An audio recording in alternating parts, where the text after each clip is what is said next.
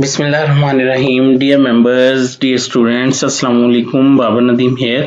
कैसे हैं आप लोग? अच्छा डियर मेंबर्स, कॉन्ट्रैक्ट एक्ट और उसमें आज हमारा टॉपिक जो है वो कॉन्ट्रैक्ट ऑफ इंडेमनिटी है। ये बेसिकली मेरा जो है वो फर्स्ट वीडियो लेक्चर है। इससे कबल जो है हम बहुत कुछ कर चुके हैं सिविल जज एग्जाम के लिए, और इसके अलावा प्रोसिक्यूशन का एग्जाम और उसके ऑडियो नोट्स और प्रोपोजिशन राइटिंग और ऑर्डर राइटिंग, बहुत सारा मटेरियल जो है वो गूगल ड्राइव के ऊपर पड़ा है। और उसका जो लिंक है वो नीचे डिस्क्रिप्शन में दिया गया है, वहां से जाके आप उसको जो है वो मटेरियल को डाउनलोड कर सकते हैं। अच्छा, इसके अलावा जो है ये मेरा जो है वो फर्स्ट वीडियो लेक्चर है।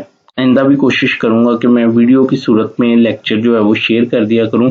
उसका मुझे फ़ायदा ये है कि मैं साथ के साथ वो बेयर एक्ट जो है उसको भी आपको उसको हाईलाइट करता जाऊं, तो आपको समझने में जो है वो आसानी रहेगी।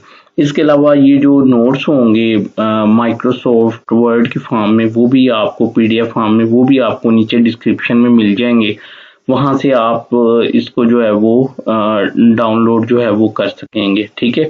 अच्छा, अब मैं आगे भी वीडियो लेक्चर अपलोड करूंगा तो इसमें सब्सक्राइब का बटन होगा और साथ में कोई बेल का भी बटन है।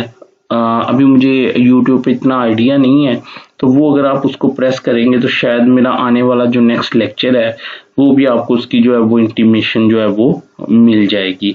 तो अब हम इसको जो है वो हम स्टार्ट करते हैं कॉन्ट्रैक्ट ऑफ इंडेमनिटी को।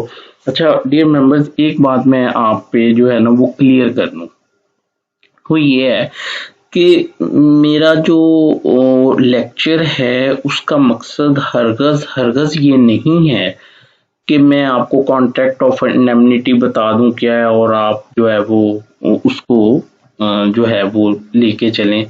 नहीं, मैं एक स्टेप आगे जाना चाहता हूं। मैं आपको वो सर्टन पैरामीटर्स बताना चाहता हूं जिसकी बुनियाद पे आप कोई भी लॉ पढ़ सके, कोई भी बेयर एक्ट पढ़ सकें। आपको किसी बाबर नदीम की जरूरत ना हो, आपको किसी लेक्चरर की जरूरत ना हो, क्योंकि अब आप जिस स्टेज के ऊपर हैं, अब आप इतने मैच्योर हैं कि आप खुद कर सकते हैं, लेकिन आप में कॉन्फिडेंस नहीं है।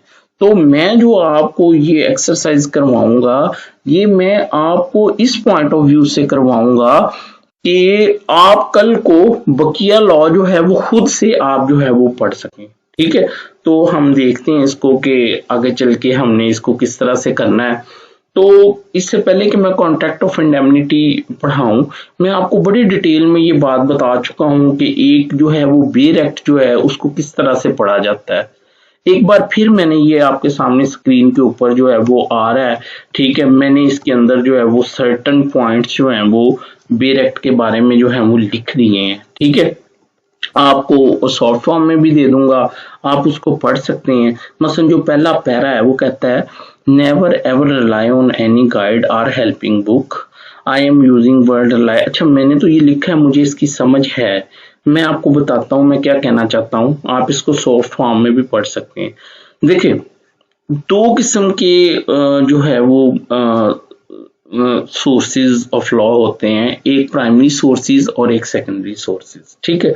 अच्छा, जो प्राइमरी सोर्सेज है उसमें जो बेसिक लॉ आ जाता है, जो बेयर एक्ट होता है, जो ओरिजिनल स्टैच्यू होता है वो होता है।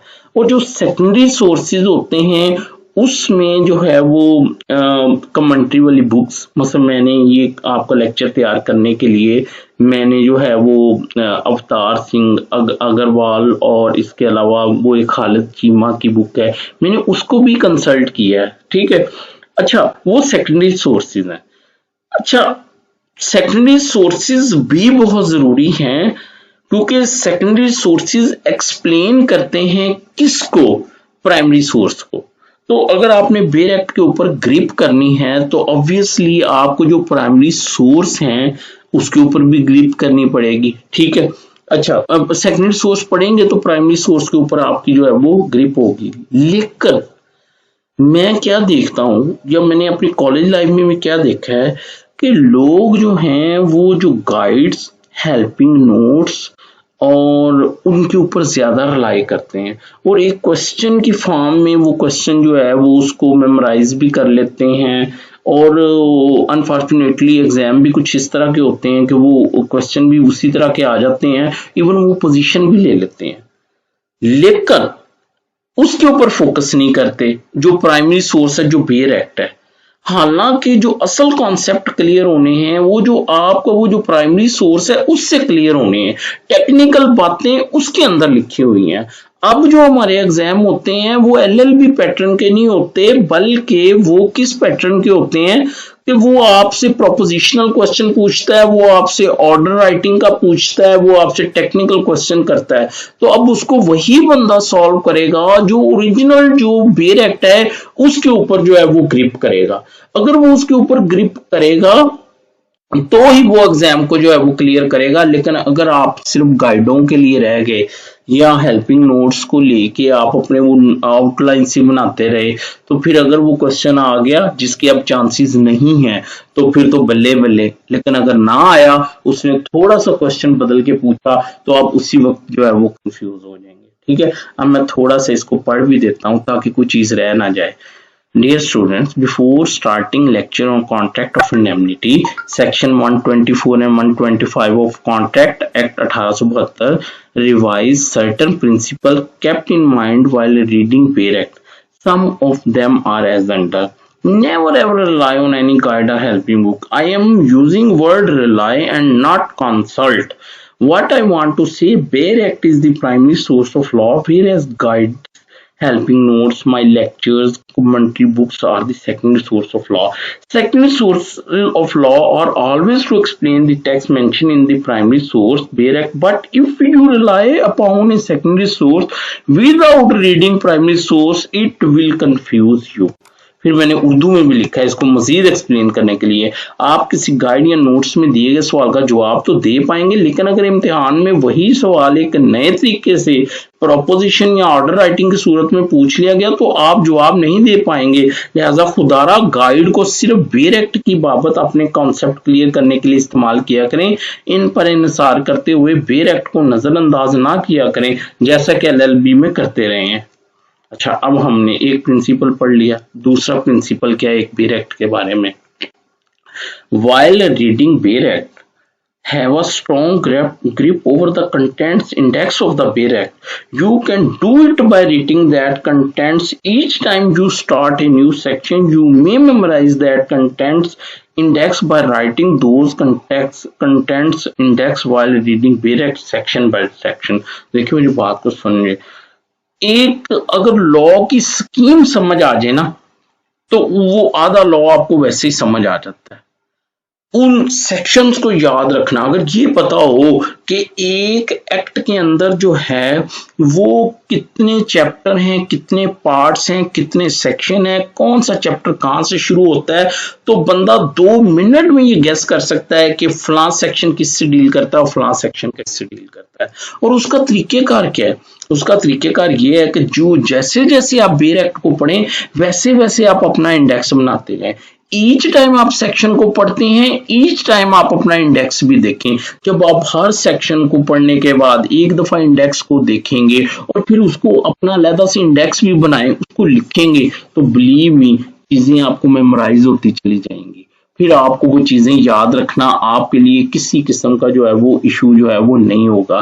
तो आज भी अगर सेक्शन 125 या 126 आपने पढ़ना है तो उससे पहले आपने देखना है उधर कंटेंट्स में जाके कि ये चैप्टर कौन सा है, इससे पहले कौन से चैप्टर हैं, और ये जो चैप्टर है ये किन किन चीजों को जो है वो कवर करता है। ठीक है, अगर आपको किसी भी कानून की स्कीम समझ आ जाए तो इस कानून को समझना बहुत ही आसान हो जाता है।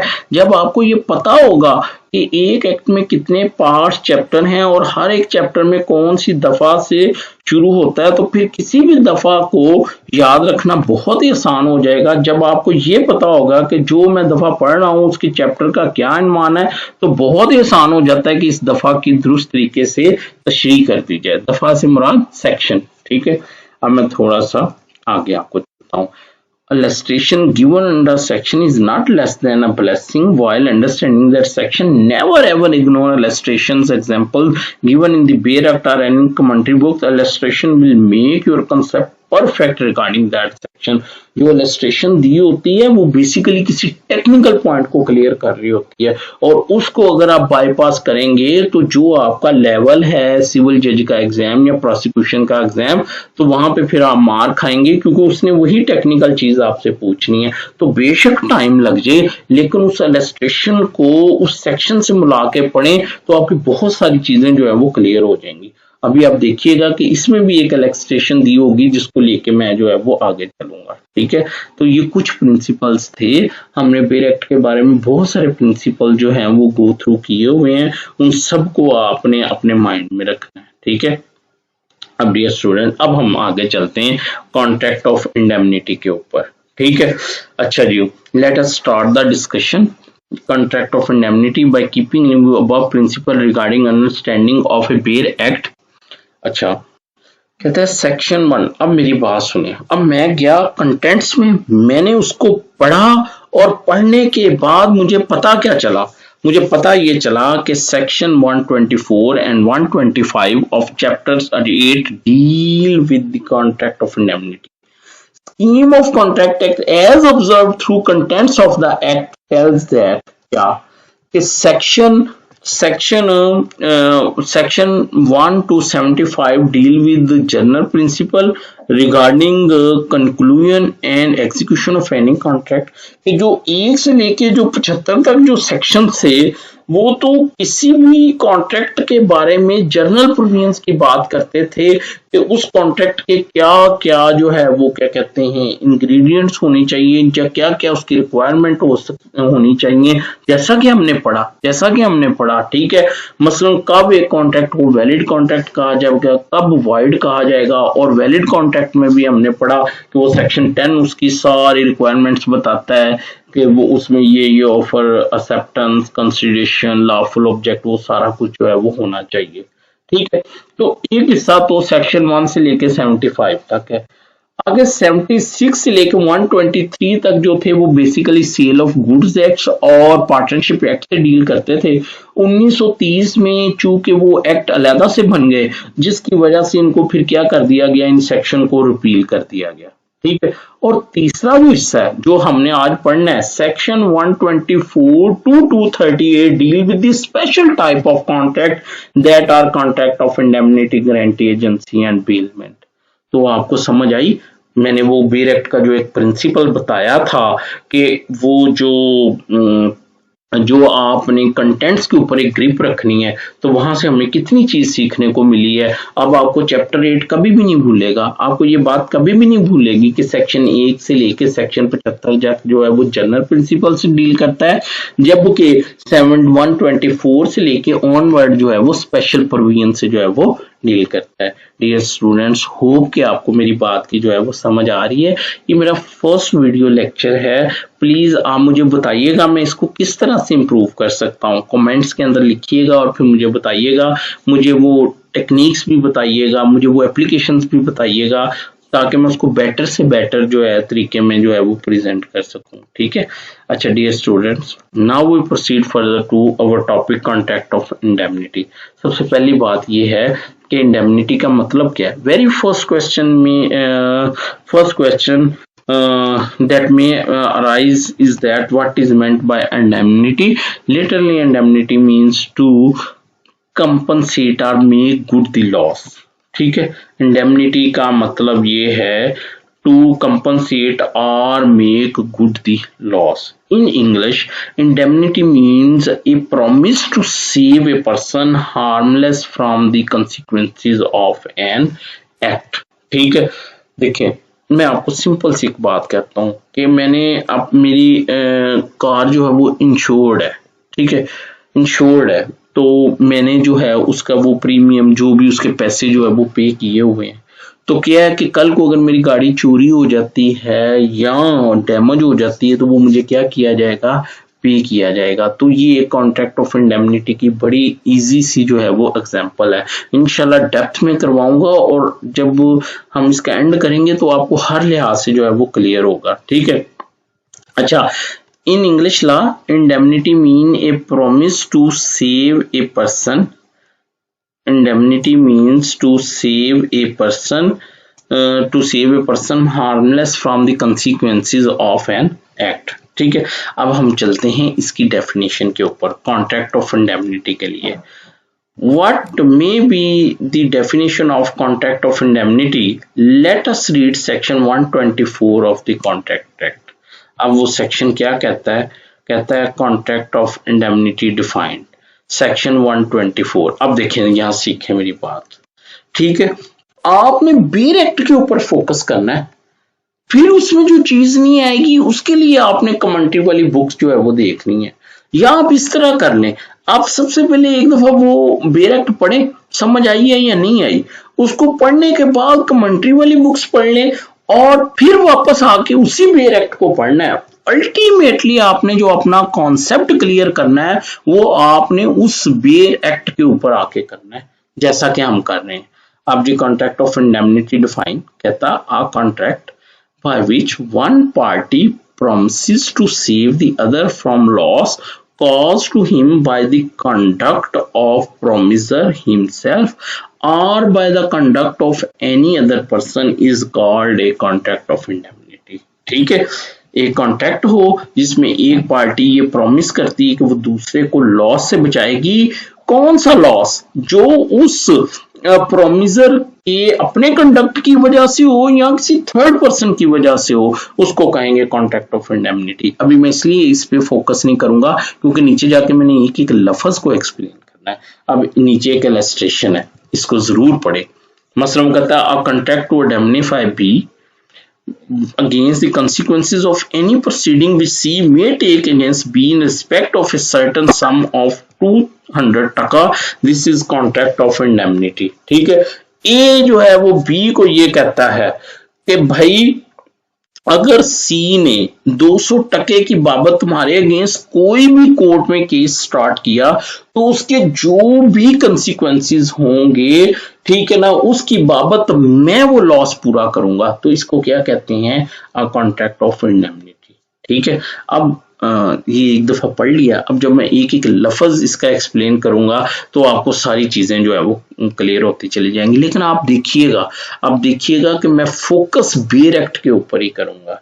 ठीक है, अच्छा मैं आपको एक और बात बताऊं, आपको गाइड्स बड़ी आसान लगती होगी, आपको हेल्पिंग नोट्स बड़े इजी लगते होंगे, ठीक है, वो ठीक है, लेकिन कल को जब 2-4 दिन बाद आप उसको पढ़ेंगे ना तो चीजें फिर रबर टूट जाता है। लेकिन अगर आप बेर एक्ट को पढ़ें तो वो एक स्कीम होती है, वो आपके नक्श होती चली जाती है और वो सारा कॉन्सेप्ट जो है, एस्पेक्ट जो है, बजाय इसके कि चीजें तोड़ के हेडिंग की सूरत में लिखी हो और बजाय कि वो चीज पूरी एक प्रीसाइज फॉर्म में लिखी हो, तो वहां से उसको याद रखना जो है वो इजी होता है। ले जी, अब मैं वन बाय वन, देखिए मैंने बोल्ड किया है और अंडरलाइन किया है किसको? आ कॉन्ट्रैक्ट को। तो मैंने पूरा सेक्शन रिपीट किया है लेकिन मैंने बोल्ड किसको किया है? आ कॉन्ट्रैक्ट को। इसका मतलब ये है कि मैं सेक्शन 124 में अब सिर्फ आ कॉन्ट्रैक्ट के ऊपर जो है वो क्या करूंगा? फोकस करूंगा और उसको एक्सप्लेन करूंगा। यहां से पढ़ता हूं जी, मैं ये पढ़ने लगा हूं, पहले पढ़ देता हूं फिर समझा देता हूं। कहता है here a contract mean a valid contract fulfilling all applicable condition mentioned under section 01 to 75, especially mentioned under section 10 of Contract Act. I think there is no need to repeat those essentials. So if there is a contract of indemnity, someone if he caught while stealing a car, ठीक है, is it a valid contract of indemnity? Answer is no, because the object of the contract is not lawful। देखिए, सबसे पहली बात section 124 में जो word आ contract आया है तो ये बात करता है एक वैलिड कॉन्ट्रैक्ट की, और एक वो वैलिड कॉन्ट्रैक्ट आपको बताने की जरूरत नहीं है जो सेक्शन 1 से लेके 75 जो है वो डील कर रहा है कि उसमें ऑफर हो, एक्सेप्टेंस हो, लॉफुल ऑब्जेक्ट हो, लॉफुल कंसिडरेशन हो, not barred by any law हो। तो वो एसेंशियल कॉन्ट्रैक्ट ऑफ इंडेमनिटी में होने ही होने चाहिए। ठीक है, यानी सेक्शन 1 से 75 वाली प्रोविजन तो अप्लाई होंगी प्लस ये जो सेक्शन 124 कह रहा है वो वाली अलग है उसके। तो होप कि आपको मेरी बात की समझ आ जाए। अब मैं आपसे एक बात पूछता हूँ, ठीक है, एक मेरा कॉन्ट्रैक्ट ये है कि बी से कहता है कि तुम ना गाड़ी चोरी करो, अगर गाड़ी चोरी करते हुए तुम पकड़े गए तो मैं तुम्हें जो है वो इंडेमनीफाई करूंगा, जो भी तुम्हें लॉस होगा। क्या ये एक वैलिड कॉन्ट्रैक्ट ऑफ इंडेमनिटी है? No, because it is not a valid contract as per section 10 and section 23 or 25 of the contract acts, because its object is not lawful। तो होप कि आपको मेरी बात की जो है वो समझ आ गई है कि जो पहला एसेंशियल है एक कॉन्ट्रैक्ट ऑफ इंडेमनिटी का, वो ये है the contract must be a valid contract as per section 10 of the contract act. अच्छा, बिलीव मी, आप में से कुछ लोग कंफ्यूज होंगे कि यानी एग्जाम के पॉइंट ऑफ व्यू से इसको कैसे करना है। वो कोई इशू नहीं है, जब चीजें नक्श हो जाती हैं ना तो वो फिर आप पेपर में खुद ब खुद उसको लिख सकते हैं, वो आपके माइंड में खुद ब खुद आएंगी। एसेंशियल्स लिखने, उसको एक्सप्लेन करना, वो आपके लिए कोई इशू नहीं होगा। इवन अदरवाइज आप इस असाइनमेंट को पढ़ के 2 मिनट में अपनी आउटलाइन जो है वो तैयार कर सकते हैं। लेकिन जो बेसिक थिंग है वो ये है कि अपना कॉन्सेप्ट जो है उसके ऊपर वो क्या किया जाए, क्लियर किया जाए। तो सेक्शन 124 में जो पहला था आ कॉन्ट्रैक्ट, उसको मैंने एक्सप्लेन कर दिया। होप कि आपको समझ आ गई। आप थोड़ा सा आगे चलते हैं। आगे वो कहता है, अब मैं पढ़ने लगा हूं जी, बोल्ड पार्ट कौन सा है? By which one party promises to save the other from the loss caused to him by the conduct of the promiser himself or by the conduct of any other person is called a contract of indemnity।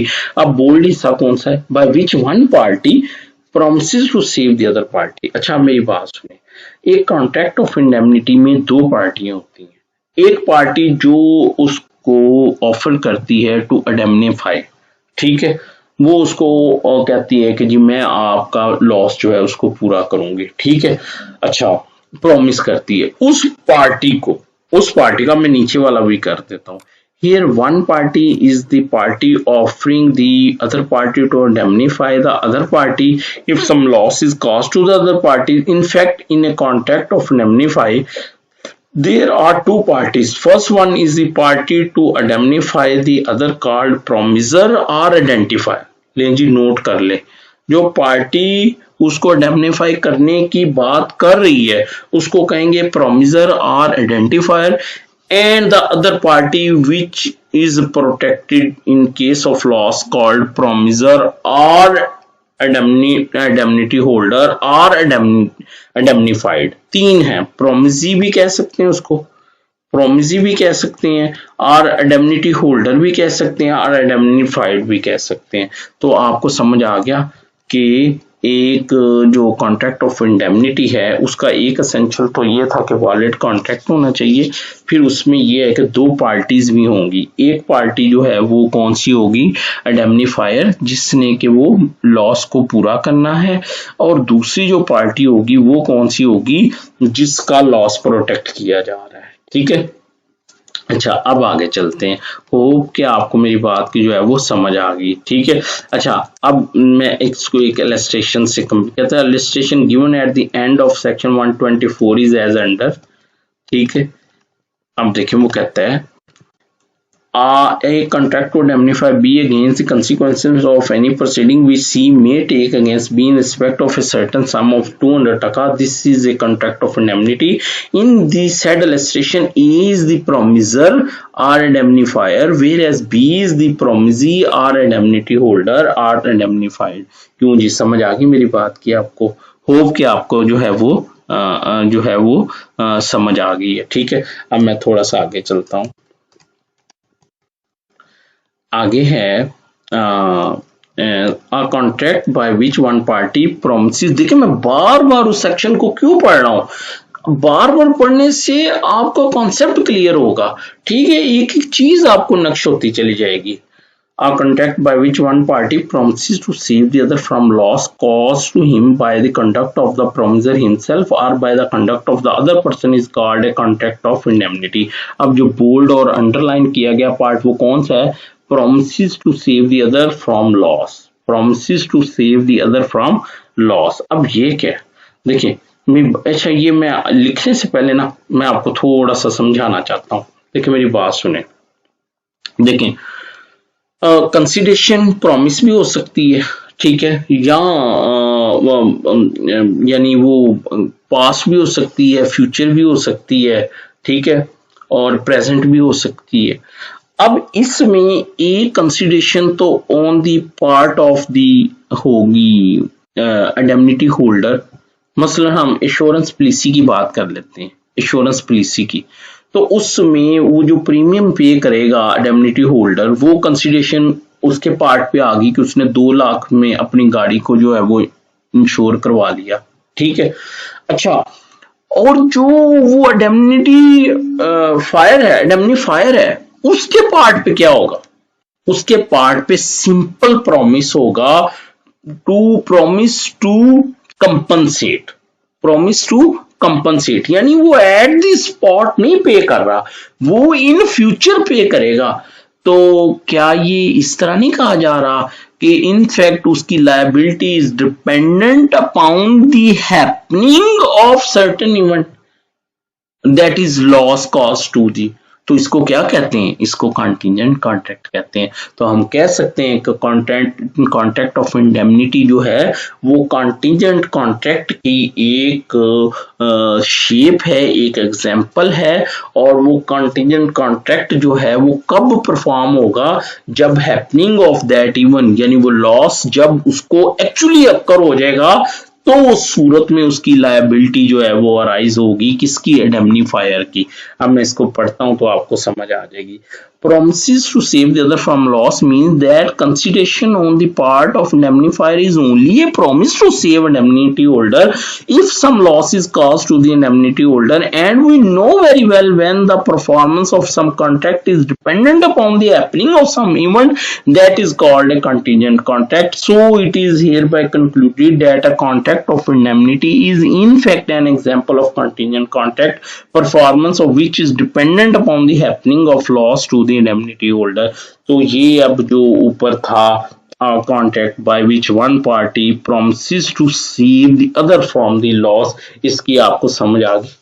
आगे चलूं जी, आगे चलता हूं। अब वो कहता है A contract by which one party promises to save the other from loss caused to him. अब हम अगला, अब मैं किसको एक्सप्लेन करूंगा? बोल्ड कौन सा है? Loss caused to him by the conduct of the promiser himself or by the conduct of any other person is called a contract of indemnity. अच्छा, आपने गौर किया, मैं बेरेक्ट से ही आपको एक एक लफ्ज एक्सप्लेन कर रहा हूं। मैं आपको वैसे भी कर सकता था, मैं आपको वैसे भी बता सकता था, लेकिन चूंकि मेरा एम ये है कि मैं आपको बताऊं, आपको वो पैरामीटर्स बताऊं कि कैसे पढ़ा जाता है, इसलिए मैंने ये वाला स्टाइल, ये वाला पैटर्न जो है वो अपनाया है, ठीक है। अच्छा, कहता है indemnifier will liable to pay only to the extent of loss incurred. Let me explain with an example. He has purchased an insurance policy from me for his car in consideration of rupees 2 lakh. Let later on car met an accident. Be identifier will liable to pay be only to the extent of loss caused to the car, which may be rupees 20,000 and not the whole amount of rupees 2 lakh. देखें, उसने सिर्फ loss को पूरा करना है, उसने उसको जो मतलब जो उसने पैसे दिए बतौर पॉलिसी वो उसने पे नहीं करने, उससे ज्यादा लॉस से आगे उसने नहीं जाना। हो सकता है उसने कार की जो पॉलिसी है वो 2 लाख में खरीदी हो, लेकिन जो कार डैमेज हुई है, जो लॉस है वो सिर्फ 20,000 का है, तो वो 20,000 देने का पाबंद है, वो 2 लाख रुपया देने का जो है वो पाबंद नहीं है, ठीक है। तो आपको होप कि मेरी बात की जो है वो समझ आ गई है। अच्छा, यहाँ पे मैं एक और बात भी एक्सप्लेन करूं। फर्ज करें कार जो है वो इंश्योर्ड है, ठीक है ना, इंश्योर्ड है, ठीक है। अच्छा, इंश्योरेंस के बाद उसने फर्ज करें कि वो कार का जो शीशा है, मिरर है, उसके ऊपर वो जो लेमिनेशन वगैरह जो है वो भी उसने करवाई है, ठीक है। अच्छा, तो उसके लिए उसने पे किया है।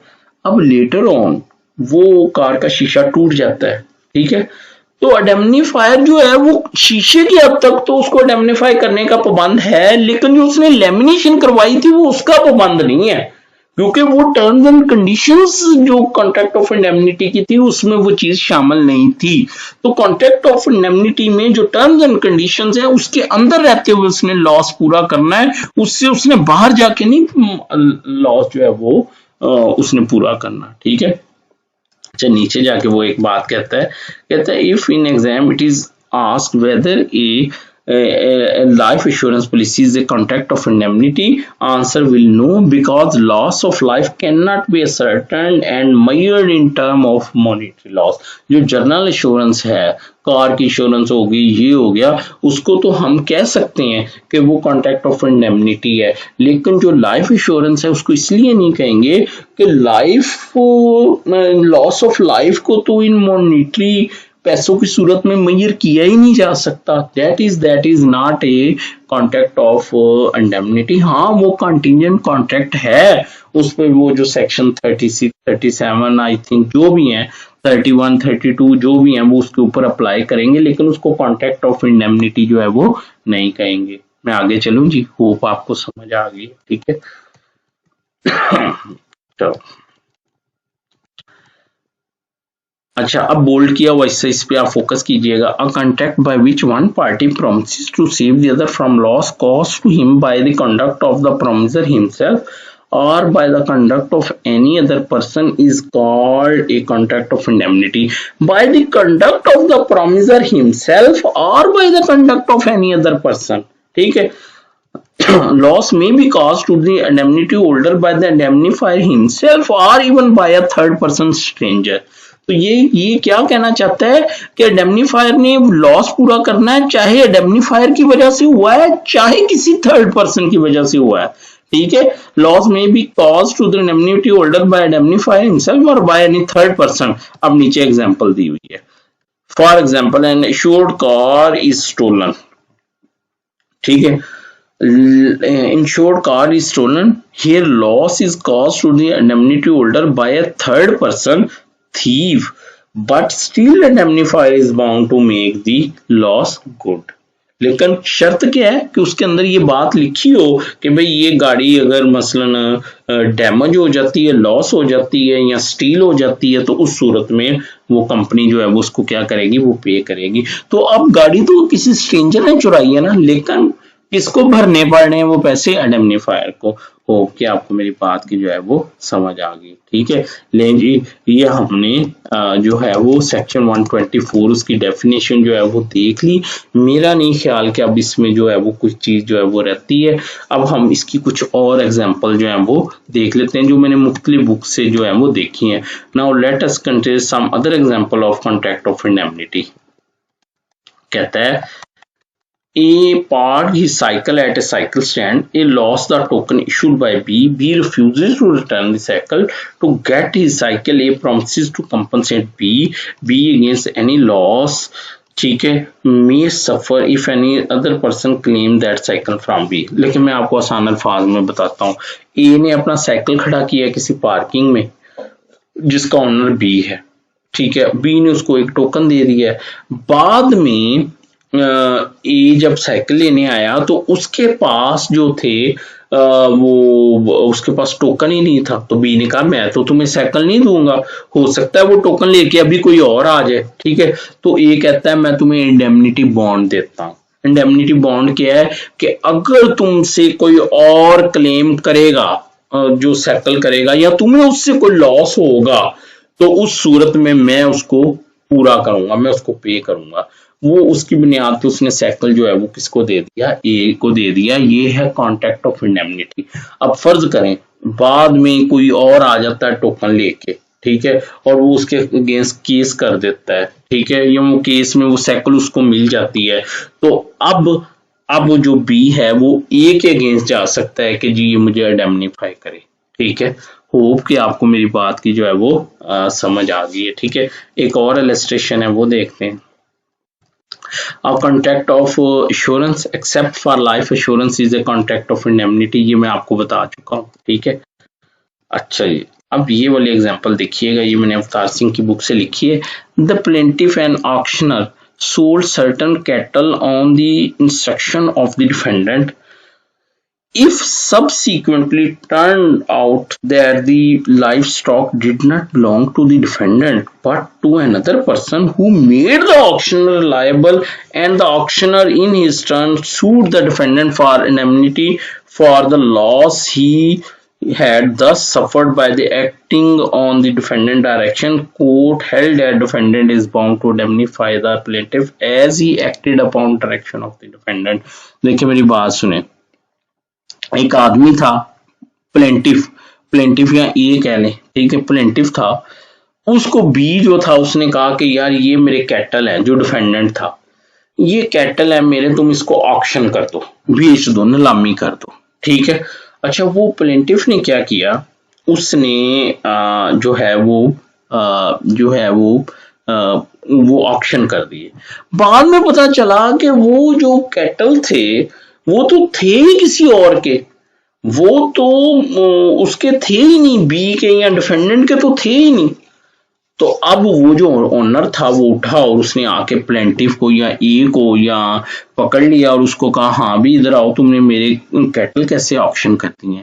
खैर वो जो प्लेंटिफ था उसने, वो ऑक्शनर जो था, उसने ना अपनी जान बचाई किसी तरीके से, उसने जो है वो उसको जो भी वो पे करना था वो उसको पे कर दिया, ठीक है।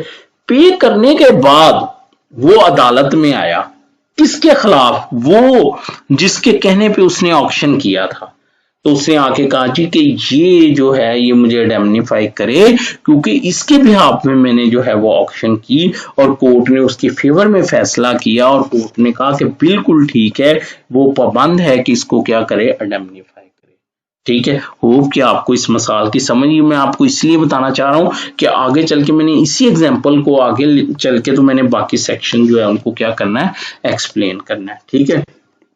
अच्छा, अब इस एग्जाम्पल में देखें, जो कॉन्ट्रैक्ट ऑफ इंडेमनिटी था वो एक्सप्रेस नहीं था, वो इम्प्लाइड था, ठीक है। अभी इम्प्लाइड कॉन्ट्रैक्ट ऑफ इंडेमनिटी क्या होता है, जो by operation of law accrue होता है। तो यहाँ पे by operation of law court ने कहा कि he is bound to indemnify the, ठीक है।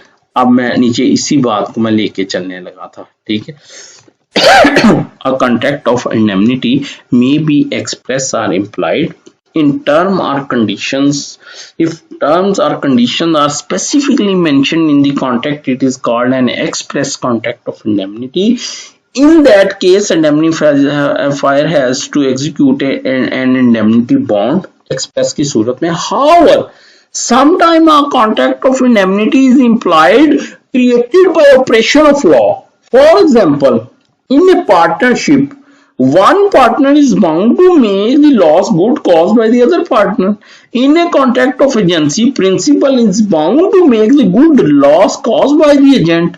So we can say that a contract of guarantee, partnership or agency are also example of implied contract of indemnity. तो क्यों जी, आपको मेरी बात की समझ आई कि कॉन्ट्रैक्ट ऑफ इंडेमनिटी एक्सप्रेस भी हो सकता है, इम्प्लाइड भी हो सकता है। जो इम्प्लाइड होता है वो बाय ऑपरेशन ऑफ लॉ जो है वो अराइज होता है। होप कि आपको मेरी बात की जो है वो समझ आ गई। अच्छा डियर मेंबर्स, डियर स्टूडेंट्स, देखिए लॉ एक समंदर है, हो सकता है मुझसे भी गलती हुई हो आपको बताते हुए। अगर ऐसा है तो मैं चाहूंगा आप मुझे दुरुस्त करें, आप थ्रू कमेंट्स मुझे बताएं कि सर यहाँ पे मिस्टेक हुई है, ताकि मैं उसको दुरुस्त कर सकूं।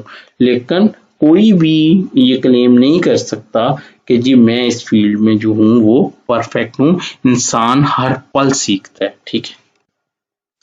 If in exam it is asked when liability of indemnifier will arise, the answer will be very easy, and that is a contract of indemnity is a contingent contract, performance of which is dependent upon the happening of loss to the indemnity holder.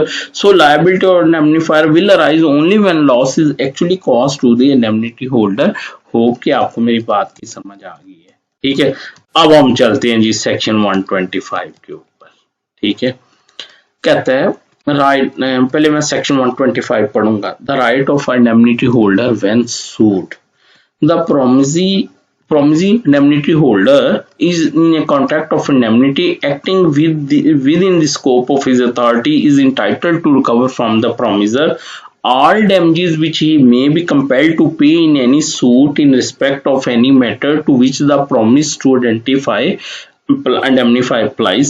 परेशान नहीं होना, आगे जाके हर चीज को मैं clear करूंगा। all costs which he may be compelled to pay in any such suit if he, in bringing or defending it, he did not contravene the order of promiser and acted as it would have been prudent for him to act in absence of any contract of indemnity or if the promiser authorized him to bring or defend। ठीक है।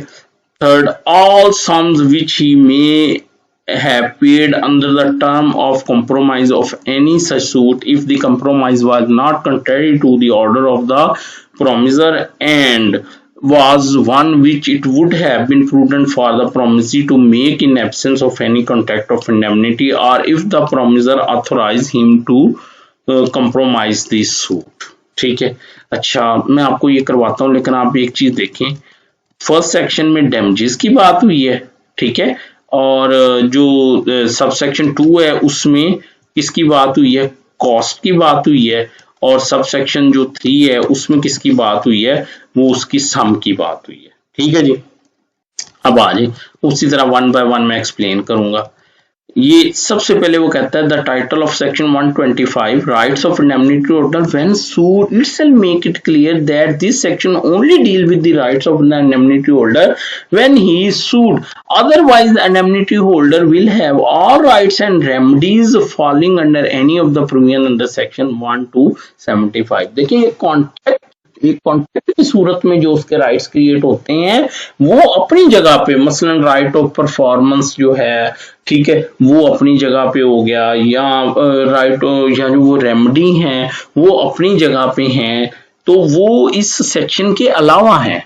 ठीक है, तो वो आप वो भी लिख सकते हैं कॉन्ट्रैक्ट में जो राइट्स एंड ऑब्लिगेशंस होती हैं, लेकिन यहाँ पे वो सिर्फ उनका जिक्र कर रहा है जब उसने सू किया है या इसके अगेंस्ट जो है वो दावा जो है वो दायर किया गया है। अब अगेन कम टू सेक्शन 125। ले जी, right of indemnity when sued the promisee in a contract of indemnity acting. अब मैं ये जो बोल्ड और अंडरलाइन है इसको एक्सप्लेन करने चाह रहा हूं। Acting within the scope of his authority is entitled to recover from the promisor. I can explain the term acting within the scope of his authority with the following example। ठीक है, the plaintiff, वही वो जो example मैं ऊपर आपको दे के आया हूं कि उसने उसके कैटल, उसने उसको कहा है डिफेंडेंट ने कि भाई तुम मेरे कैटल जो है वो क्या करो, वो बेच दो। ठीक है, और उसके कहने पे उसने बेच दिए, बाद में पता चला कि वो तो उसके थे ही नहीं। ठीक है, तो देखना ये है ना, अब मैं इसको पढ़ता हूं। Now if plaintiff auction the cattle without any order or direction by the defendant was not bound to indemnify the plaintiff because plaintiff did not act within the scope of his authority। अगर उसने उसको कहा था तो ही उसने बेचे थे तो ही उसका राइट ऑफ इंडेमनिफाई होगा, लेकिन अगर उसको उसने इख्तियार ही नहीं दिया था, उसने खुद से बेच दिए थे, तो अब वो डिफेंडेंट जो है वो उसको पाबंद नहीं होगा। तो यानी उसके पास यानी उसने जो एक्ट किया था इंडेमनिटी होल्डर ने वो with in the scope of authority था, उसको उसके लिए ऑथोराइज किया गया था। मेरे होप कि आपको मेरी बात की जो है वो समझ आ गई है। The promisee in a contract of indemnity acting within scope of his authority is entitled to recover from the promisor. ठीक है, तो ये एग्जांपल मैंने आपको दी है। अब अगेन रीड सेक्शन 25। अब मैं किसको एक्सप्लेन करने जा रहा हूं, इसको। The promisee in a contract of indemnity acting within the scope is authority is entitled to come from the auctioneer all damages which he may be compelled to pay in any suit in respect of any matter to which the promise in which the promise to indemnity applies। ठीक है, अब 1 minute यहाँ पे रुके, मैं आप एक example आपको बताता हूँ, फिर मैं इसको दोबारा पढ़ूंगा, ठीक है। अच्छा, वो जो ऊपर एग्जांपल थी ना, वो मैंने थोड़ी सी बदल दी है। वो एग्जांपल कैसे बदल दी है? वो एग्जांपल अब ये है, वो एग्जांपल ये है कि जो था उसने उसको प्लेंटिफ को कहा भाई कि मेरे कैटल भेज दो, उसने इन गुड फेथ एक्ट किया, उसने वो ऑक्शन कर दिए, बाद में वो ऑनर आया, ठीक है, और ऑनर ने क्या किया, ऑनर ने उसको कहा भाई आपने मेरे कैटल क्यों बेचे हैं, ठीक है। खैर वो प्लेंटिफ ने उसकी बात नहीं सुनी, तो वो जो मसलन वो जो रियल ऑनर था उसने क्या किया, टू अनदर पर्सन, ठीक है, who filed suit for recovery of those cattle और कंपनसेशन, उसने अदालत में जाके केस कर दिया कि जनाब मुझे मेरे कैटल दिलाएं या इनकी जो कीमत है इन अल्टरनेटिव वो मुझे दिलाएं। और साथ में उसने एक और काम कहा, उसने कहा damages for mental stress and inconvenience caused, उसने टॉर्टस लायबिलिटी भी क्लेम कर ली उसकी, कि उसने कहा जी कि मुझे अनलिक्विडेटेड डैमेजेस भी दिलाए जाए जो मुझे इतनी टेंशन और कोफत हुई है इससे, ठीक है, ठीक है। तो अब वो कोर्ट में चला गया।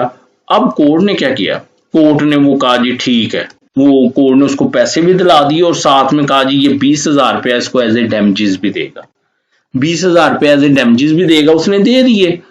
फिर वो उठा और उसने क्या किया, उसने कोर्ट में आके केस किया। किसने?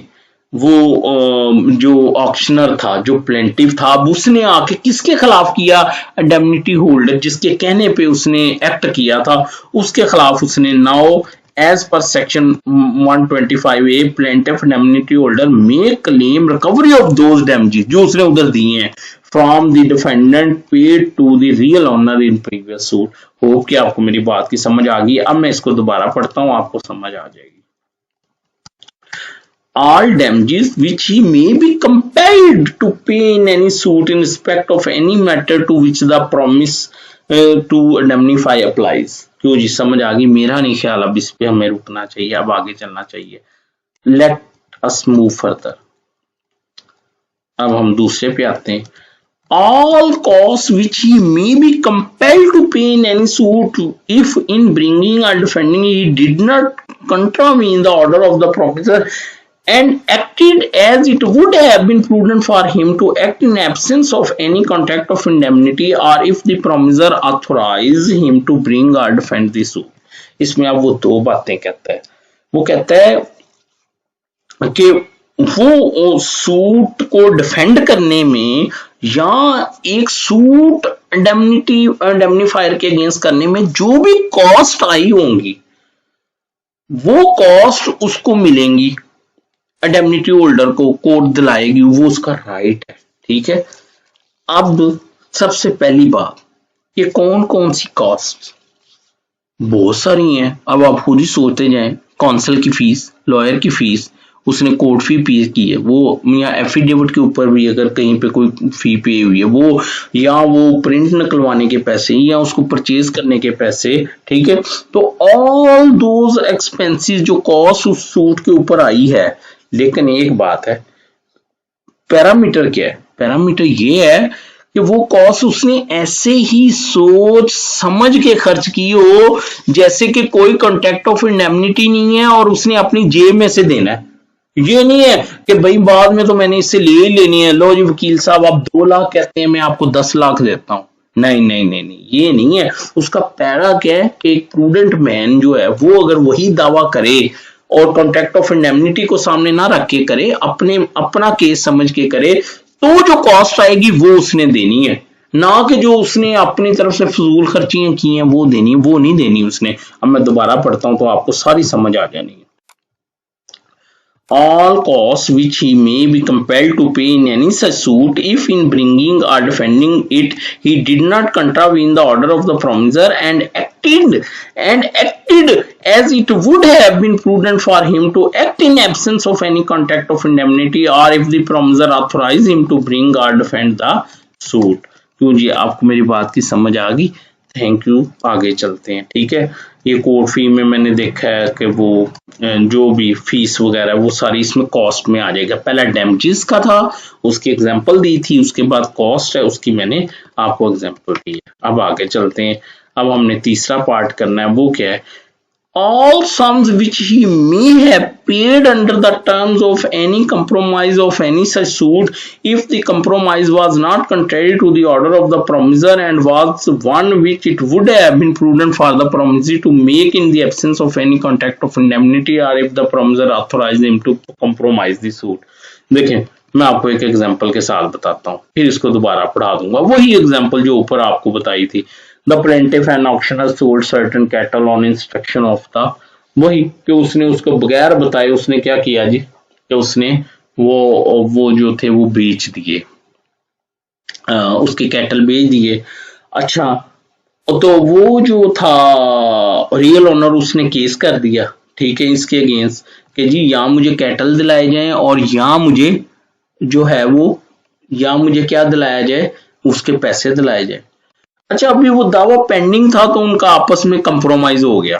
Suppose during court proceeding plaintiff indemnity holder and real owner entered into the compromise that indemnity holder will pay a sum of rupees 1 lakh as price of those cattle। वो उसको real honour को ये कहता है कि यार आप 1 लाख रुपया ले लो, आप मेरी जान छोड़ दो, ठीक है, कंप्रोमाइज हो गया। अब जो राइट है इंडेमनिटी होल्डर का कि उसने जो सम पे किया है वो उसको रिकवर कर सके, किससे, इंडेमनीफायर से, वो जो जिसके कहने पे उसने जो है उसको क्या किया था, ऑक्शन किया था। तो डियर मेंबर्स, डियर स्टूडेंट्स, 3 किस्म के इसमें आ रही हैं चीजें। एक आ रहा है डैमेजेस, वो पढ़ लिया हमने, एक आ रहा कॉस्ट और एक आ रहा सम, ये तीनों वो जो है वो रिकवर कर सकता है। होप कि आपको मेरी बात की जो है वो समझ आ गई।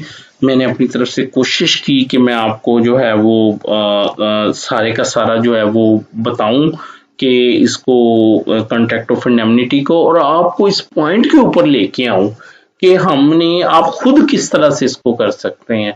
तो मैं तो ये समझूंगा आप अब आगे खुद पढ़ें तो इन सारे पैरामीटर्स को है वो जो है वो आप साथ लेके चलें। अगर आपको कोई क्वेश्चन नहीं आया आप कमेंट्स के थ्रू जो है वो पूछें, अगर आपको कोई कन्फ्यूजन है तो आप जो है वो पूछ सकते हैं। मुझे अपनी दुआओं में याद रखिएगा। Thank you so much. अल्लाह हाफिज़।